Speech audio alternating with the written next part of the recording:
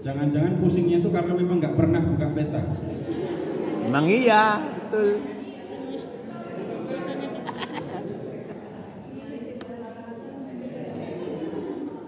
Sudah nggak pernah buka peta, nggak belajar peta, tahu-tahu udah pakai Google Map.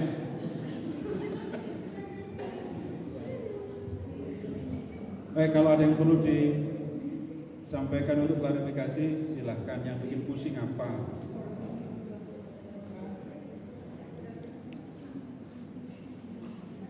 Apa yang bikin pusing itu? Oh, nggak ada, tadi nggak pusing. Nama kotanya banyak. Ya udah nyanyi dulu. Sambil nunjuk Timur Tenggara, ayo nyanyi.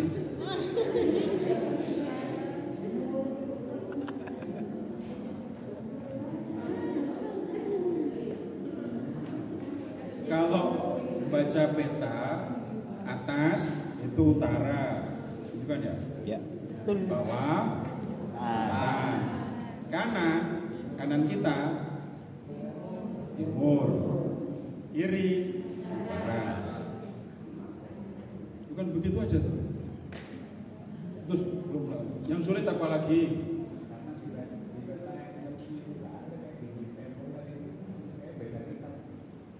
Gimana?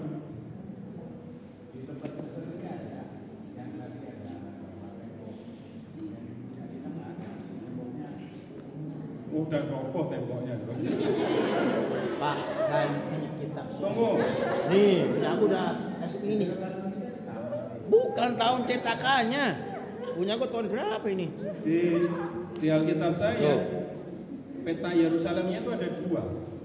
Edisi 1976. Coba Bapak lihat, apakah cuma ada 1 atau ada 2? Yerusalem perjanjian lama. Ya, ada Yerusalem pada zaman perjanjian lama.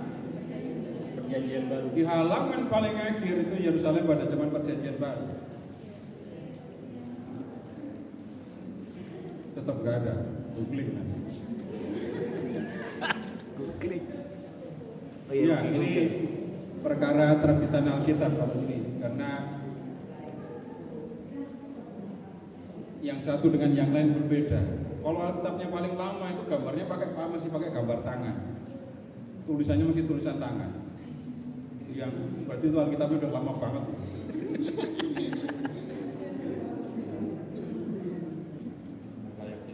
Tapi terbitan yang paling baru, terjemahan yang sudah direvisi, diperbarui, itu malah petanya cuma 2 lembar, dua halaman, 1 lembar. Tapi yang terjemahan baru yang Bapak pegang itu masih lumayan karena petanya lebih banyak. Baik, ada pertanyaan? Mesti bayangin dari sini ke sini. Jadi yang harus diingat, Galilea, Samaria, Yudea.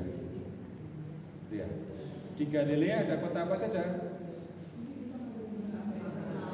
Kapernaum, Nazaret, Kana.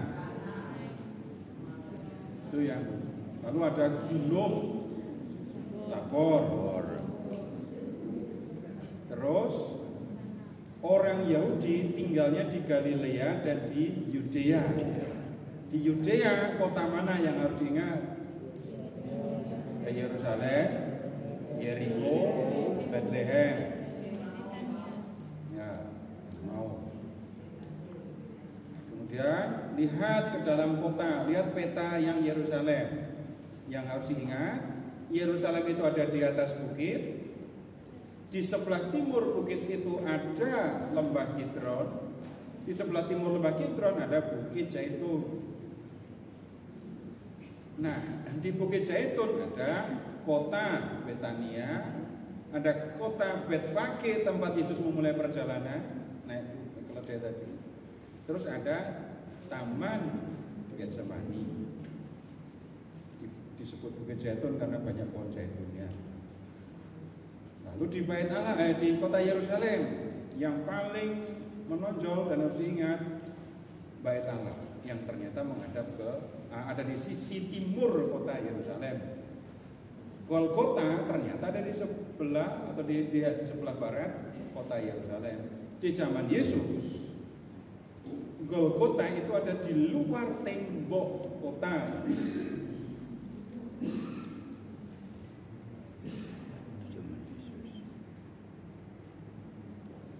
Lalu ada lembah Kidron di sebelah timur. Di sebelah selatan barat daya ada lembah Ben Hinnom.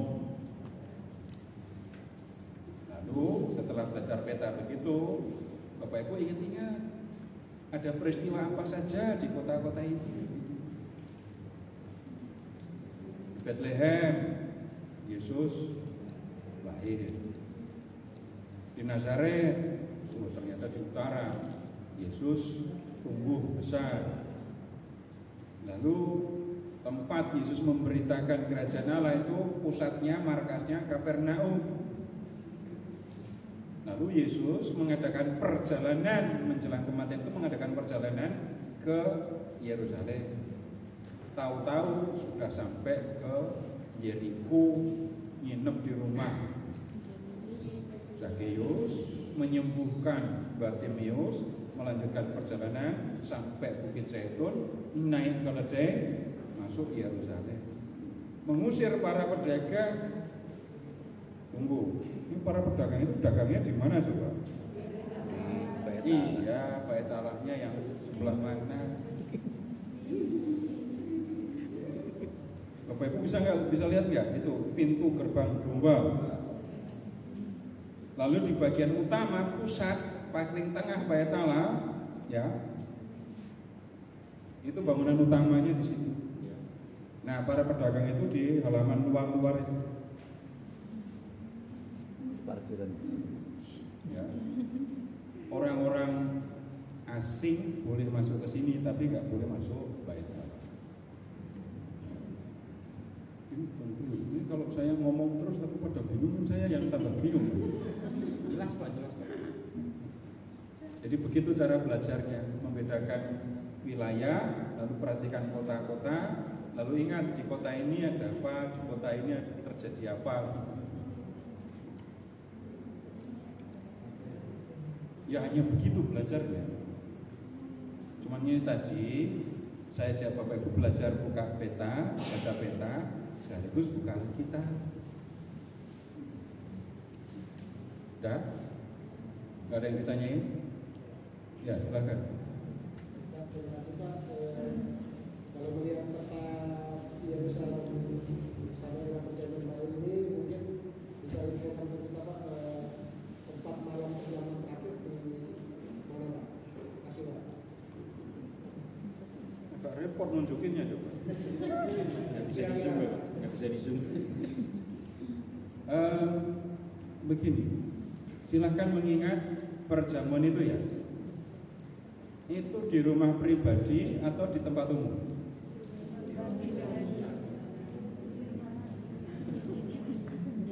Rumah pribadi. Dari mana tahu kalau rumah pribadi? Ini bukan perjamuan terakhir, tapi perjamuan Paskah.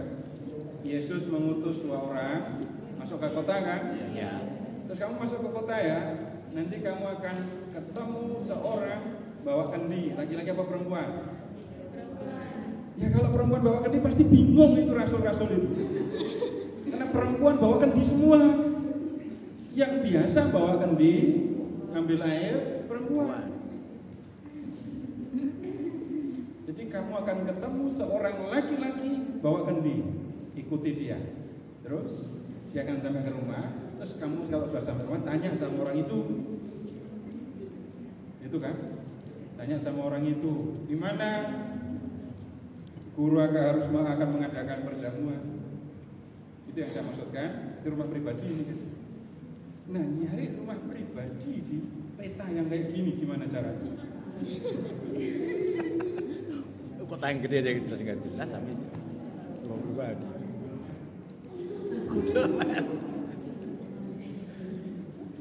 Tapi ini kalau mengikuti tradisi gitu ya, dan Bapak Ibu pergi ke Yerusalem akan menemukan, wah ini Cina Gunung. Ini tempat Yesus mengadakan perjamuan. Itu jauh dari Golgota.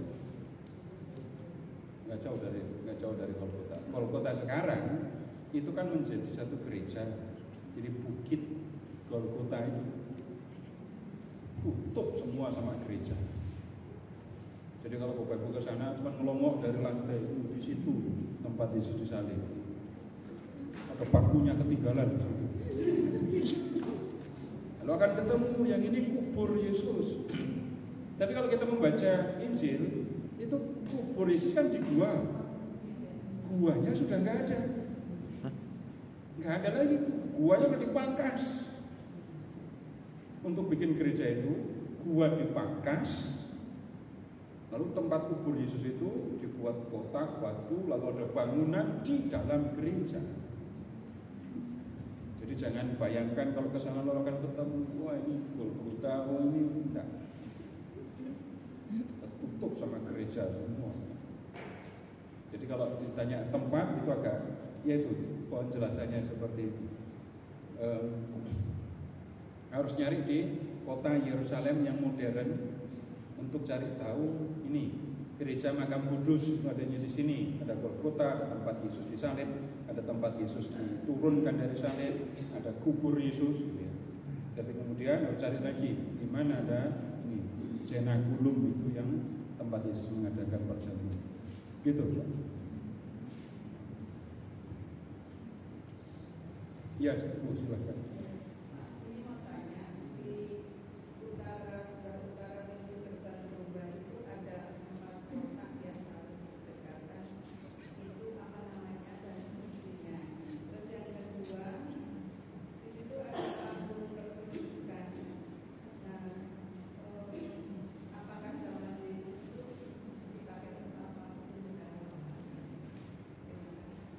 Ibu tahu kata tonil?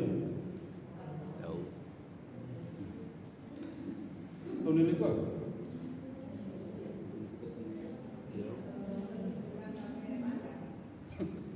Kayak ketoprak gitu ya? Ya. Kayak drama. Kemudian berikutnya perhatikan kata drama. Ya, drama. Begini. Bahkan jauh sebelum Tuhan Yesus lahir sudah ada drama, tapi kemudian tunggu dulu, saya lupa istilahnya. Tapi dalam sandiwara atau drama yang dipertontonkan untuk pertunjukan itu digunakan topeng. Itu panggungnya orang Yunani. Dan kemudian ini begini, pertunjukan kalau di zaman Yunani itu menampilkan kisah-kisah mitologi Yunani. Itu sudah banyak. Nah, yang membedakan begini, ada yang suka nyawer? Santai. Kalau kita sekarang ngomong panggungnya di atas, penonton di bawah kan? Ya. Nah, yang ini kebalik. Panggungnya di bawah, penontonnya di atas. Nah, seperti stadion sepak bola. Oh iya iya. Ya, Kolosium itu ya itu yang itu buatan. Karena di tempat-tempat lain ada yang dibuat alami, ngikuti konstruksi kontur tanah, dibuat panggungnya begitu. Jadi bayangkan stadion itu ya, tempat duduknya model begitu. Tapi di bawah cuma kecil panggung. Penontonnya yang modelnya begini, di ke atas. Yang pernah saya tahu yang gampang, yang masih bisa dikunjungi, Bapak Ibu juga masih bisa mempraktekkan itu kalau Bapak Ibu pergi ke Efesus,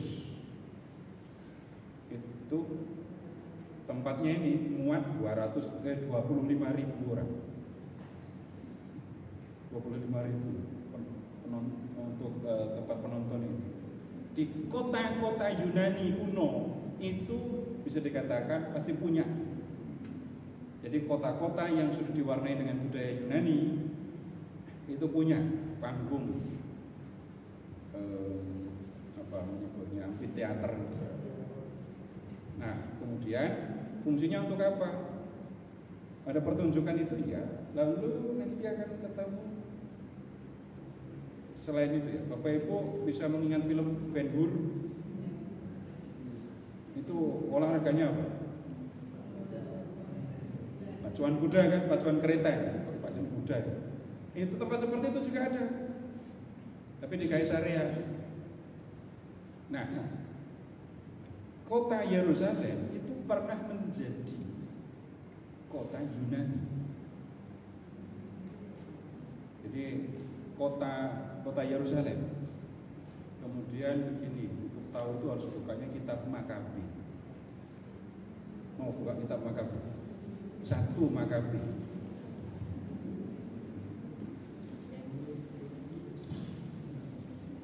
Depannya. 1 Makabi bab 1.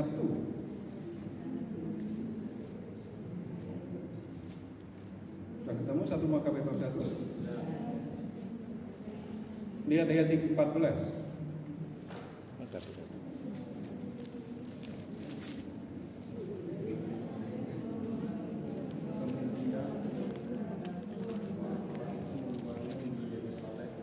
Wah, Makabi 1 Makabi bab 1 ayat 14. Lalu yang ayat 15 baca dalam hati.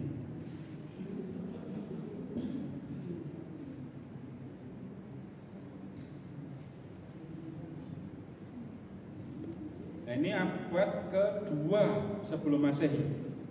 Ya, abad kedua sebelum Masehi ada peristiwa kayak gitu.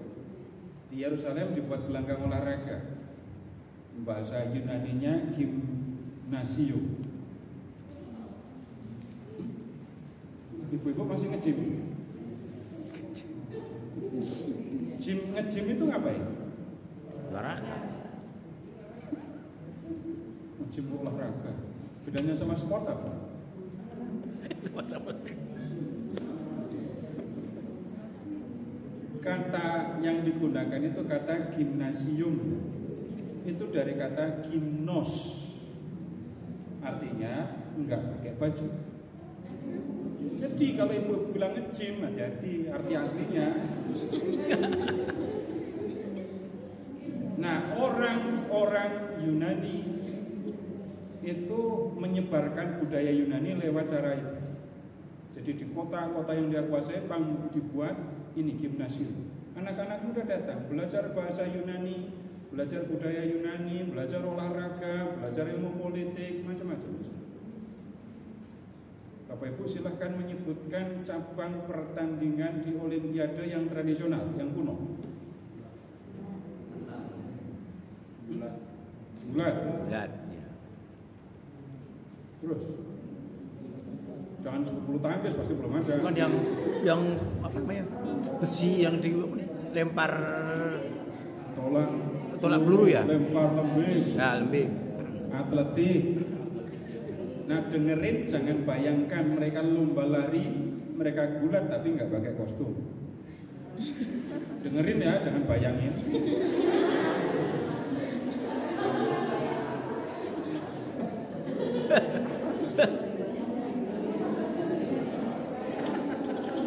Ada efek samping yang kemudian terjadi. Ini pikirkan sekarang, jangan bayangkan ya. Laki-laki gulat sama laki-laki nggak pakai baju, tiap hari ketemu sesama laki-laki nggak pakai baju. Efek sampingnya apa? Kelainan seksual. Bapak Ibu tidak akan ketemu di dalam buku sejarah di sekolah Alexander Agung itu kayak gitu. Punya kelainan, sama perempuan mau, sama laki-laki juga mau. Tapi itu dampak dari didikan Yunani. Nah, pengaruh budaya Yunani itu kuat sekali sampai di zaman Perjanjian Baru. Bapak Ibu begini ya, pengaruh ini budaya Yunani yang paling kuat itu bahasa. Injil sampai dengan kitab Wahyu semua ditulis dalam bahasa Yunani. Injil Markus itu ditulisnya di Roma. Kalau nulisnya di Roma harusnya bahasanya apa? Latin kan? Tapi enggak, Yunani. Itu saking kuatnya. Bapak Ibu silakan mengingat di Pasio itu, di Injil Yohanes, di atas di salib Yesus ada tulisan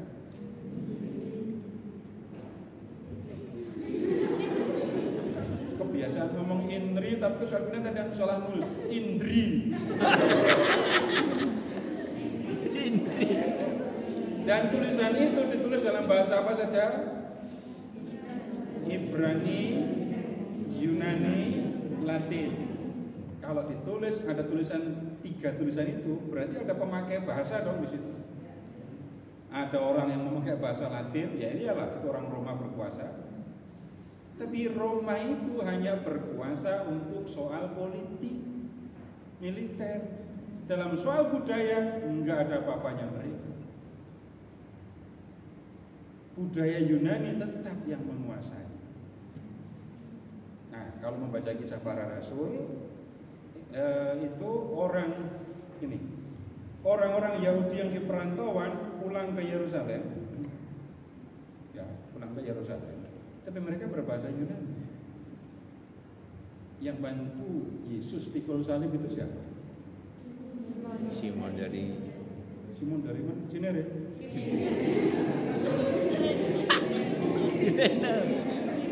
Kirene itu ada di mana coba?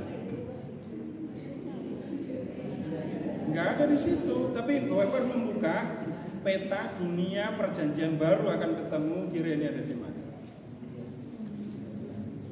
Peta yang judulnya dunia perjanjian baru.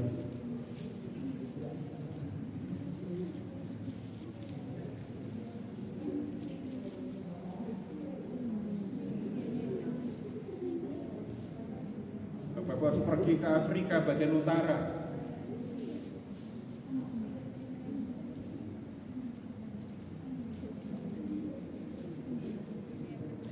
Peta yang judulnya dunia perjanjian baru, ya, cari ke selatan. Jadi itu masuknya di Afrika Utara. Itu Kirene ada di situ. Ya. Ya udah cuma nyari itu doang. Berikutnya, sebutkan nama murid-murid Yesus. Petrus, terus Yakobus, Yohanes, Andreas, Filipus. Ya, sekarang begini, Bapak Ibu, kalau nama Seto itu Bapak Ibu nggak tahu kan, pasti orang Flores.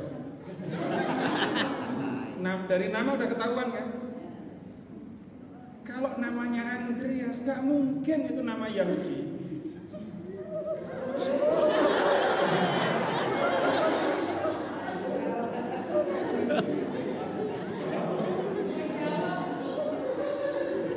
Andreas, tahu artinya Andreas?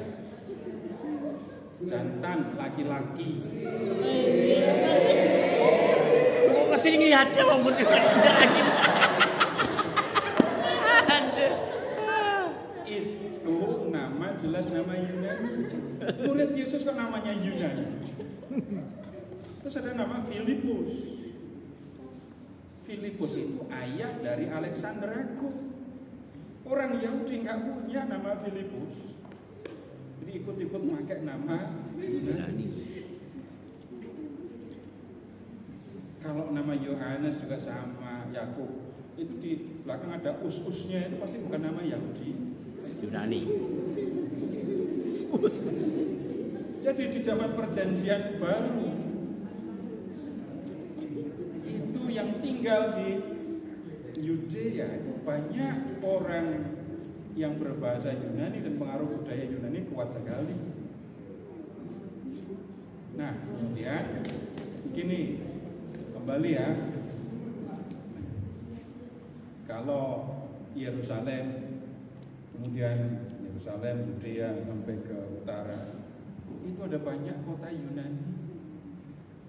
Enggak muncul di peta di Alkitab, tapi dekat Nazaret itu ada kota namanya Seporis dan itu kota Yunani. Jadi kalau ditanya Yesus bisa bahasa Yunani apa enggak? Kemungkinan besar bisa. Dan itu gelanggang olahraga, panggung pertunjukan, gimnasium gitu ya. Itu asal usulnya itu Yunani. Dan Yerusalem sekali lagi pernah dikuasai oleh budaya Yunani. Di zaman Makabe itu repot itu. Ini ada di gimnasium tadi ya, itu pas ada jadwal pertandingan olahraga, imam mau mempersembahkan korban, pilih nonton kok. Ya sampai begitu di zaman itu. Jadi waktunya para imam Lewi mempersembahkan korban, dia dengar lonceng di ini gimnasium, mereka tinggalkan ibadatnya. Gak ada yang ikut ibadat. Ini imam ibadat orang Yahudi beda dengan ibadat kita. Jadi imam punya peran penting untuk membakar korban, Lewi membantu. Ini ada pertandingan olahraga, mereka tinggalkan korban terus nonton. Kenapa? Sekarang Eropa bola. Jadi situasinya seperti itu. Kemudian petunjuk yang lain lagi gitu ya. Begini, kalau di dalam Injil Bapak Ibu akan ketemu begini. Kan orang Yahudi nulis kitab suci awalnya dalam bahasa Ibrani kan ya. Perjanjian Lama itu kan bahasanya bahasa Ibrani. Kemudian perjanjian baru ditulisnya dalam bahasa Yunani. Nah, kitab suci perjanjian lama yang berbahasa berbahasa Ibrani tadi diterjemahkan ke dalam bahasa Yunani. Yang menerjemahkan siapa? Orang Yahudi. Yang pakai siapa? Orang Yahudi juga. Untuk siapa? Orang Yahudi yang ada di perantauan. Nah, gini aja. Bapak, Ibu yang dari Jawa Tengah, anak-anak masih bisa berbahasa Jawa? Cucu? Cicit?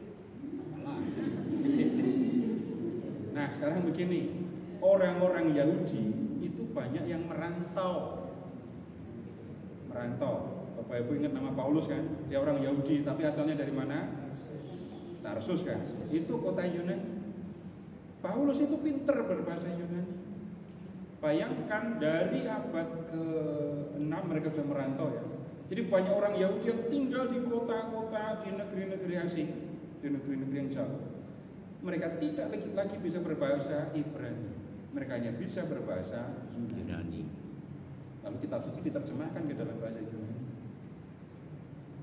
Lalu orang-orang Yahudi yang berbahasa Yunani tadi yang merantau, ada yang pulang ke Yerusalem. Ingat peristiwa Pentakosta? Orang-orang Yahudi dari segala penjuru datang. Nah, kemudian dalam jemaat gereja awal yang di Yerusalem itu jemaahnya semua orang Yahudi, tapi ada yang berbahasa Yunani, ada yang berbahasa Ibrani. Silahkan dibuka Kisah bab 6.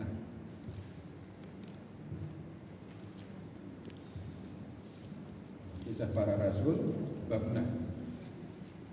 Cari janda di situ.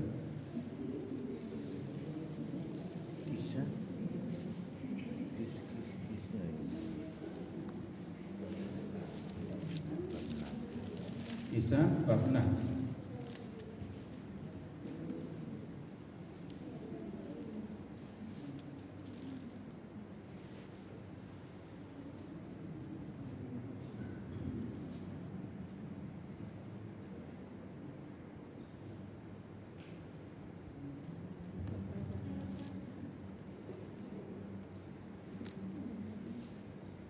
Ayat berapa? Ya, ini. Udah ketemu? Ayat berapa ketemu janda? Perhatikan, jandanya janda Ibrani atau janda Yunani? Lihat teksnya. Orang-orang Yahudi yang berbahasa Yunani. Orang-orang Yahudi yang berbahasa Yunani Ya. terhadap orang-orang Ibrani. Jadi dalam jemaat itu semua orang Yahudi ya. Ya. Ada yang berbahasa Yunani, ada yang berbahasa Ibrani. Yang berbahasa Yunani itu dalam pembagian makanan seringkali diabaikan. Mereka kemudian komplain. Nah, situasi jemaatnya udah ketahuan ya, berbahasa Ibrani dan berbahasa Yunani. Yang berbahasa Yunani itu kebanyakan orang Yahudi yang merantau terus pulang. Terus kemudian untuk ngurusi makanan itu kemudian diangkat 7 orang untuk jadi diakon. Coba sebutkan namanya.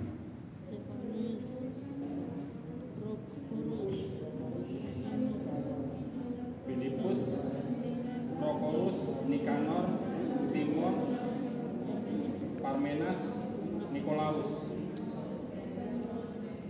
Jelas kan itu nama Yunani semua itu.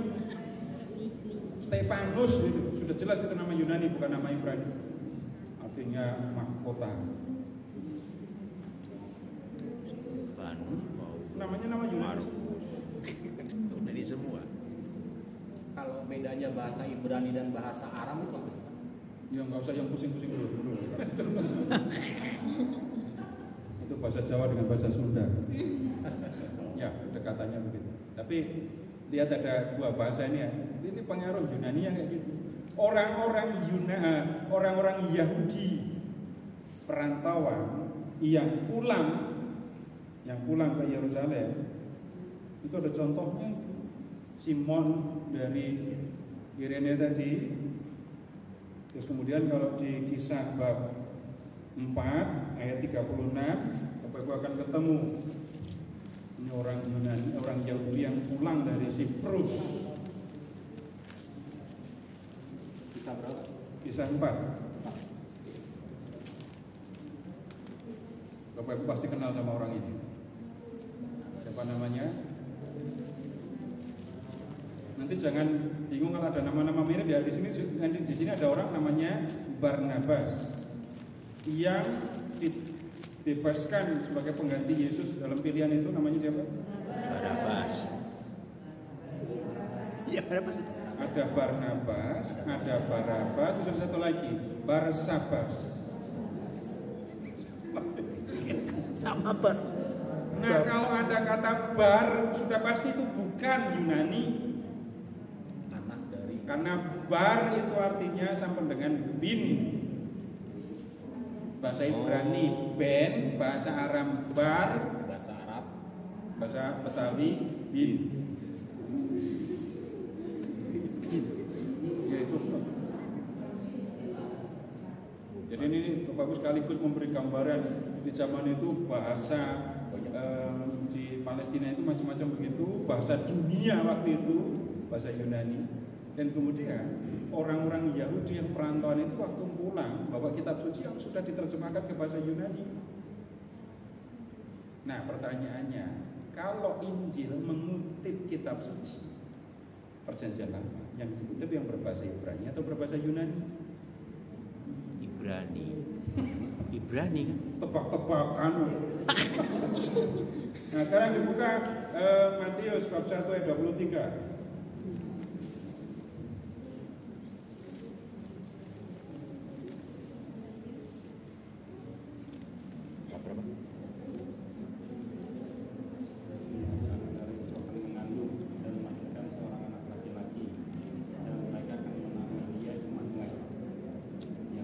Matius 1:23. Sesungguhnya anak darah itu akan mengandung dan melahirkan seorang anak laki-laki ya, dan mereka akan menamakan dia Immanuel. Tolong lihat ayat referensi di bawah itu kutipan dari mana?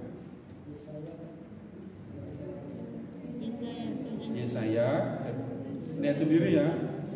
Sudah buka. Kalau nggak bisa buka berarti belum menemukan yang mana ayat referensi itu gitu ya. Itu ternyata Matius 1:23 itu ngambil dari Yesaya bab 7 ayat 14.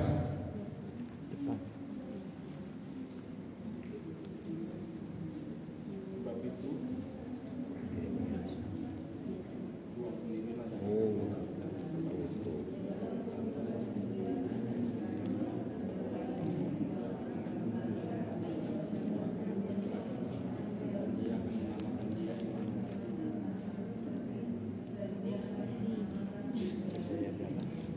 Baca, perhatikan dengan teliti 2 ayat itu, satu dari Matius, satu dari Yesaya. Ya. Lalu perhatikan, sama atau beda? Tunggu, yang mengandung itu anak darah atau perempuan muda? perempuan muda dengan darah itu sama atau beda? Nah, kalau umur 16 sudah mengandung, melahirkan, masih disebut darah apa enggak? Darah tuh yang belum nikah. Berhubungan dengan laki-laki, Belum itu nikah. darah. Kalau masih dorong kayak Ya. Jadi kalau yang di Nabi Yesaya perempuan muda kan? Kalau di Matius darah. ada sedang mengandung atau akan mengandung.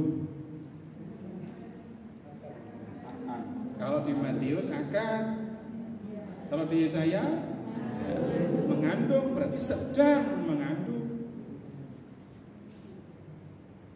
Yang ngasih nama Immanuel siapa? Mereka atau dia?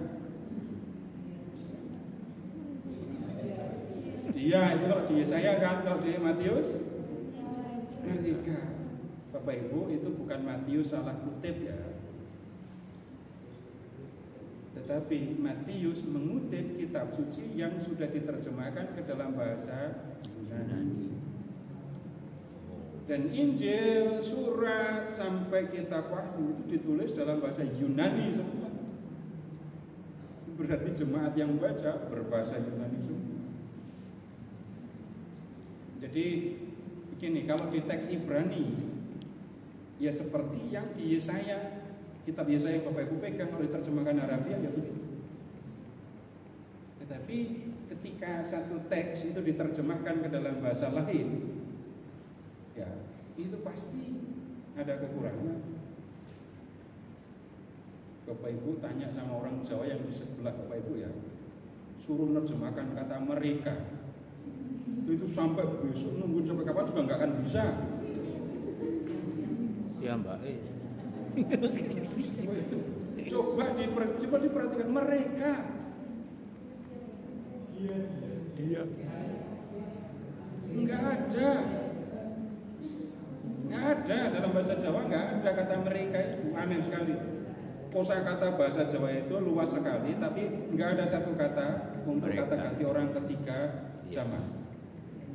Tapi kalau Bapak Ibu kalau yang tanya sama orang Jawa suruh nerjemahin aku ngemut gula jumek itu dalam bahasa Indonesia.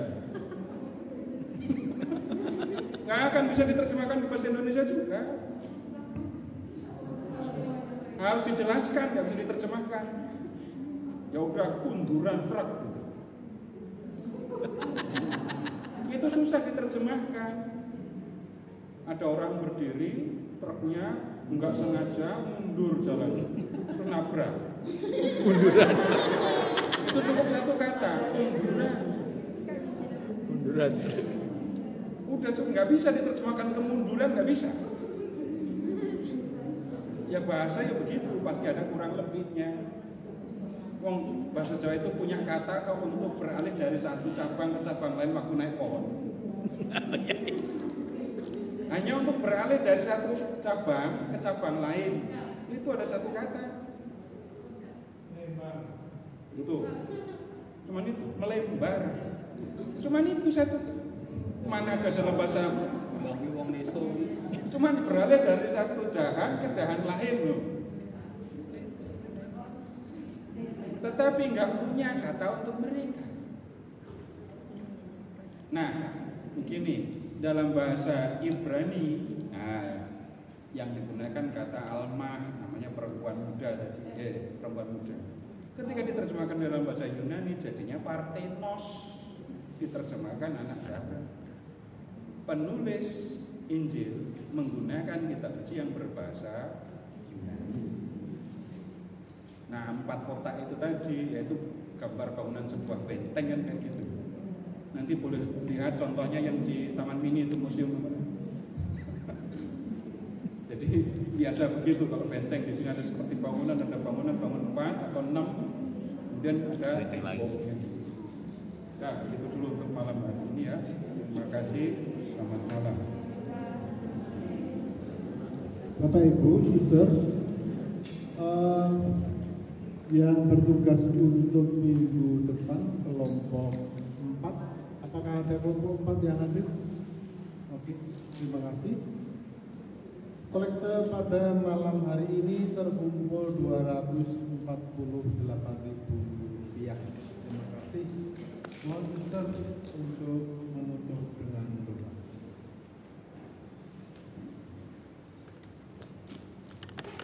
Marilah kita siapkan hati kita untuk berdoa dalam nama Bapa dan Putra dan Roh Kudus. Amin. Allah Bapa dalam kerajaan surga, kami mengucap syukur dan berterima kasih kepadamu atas segala cinta dan penyertaan kepada kami sepanjang pengajaran hingga berakhir dengan baik.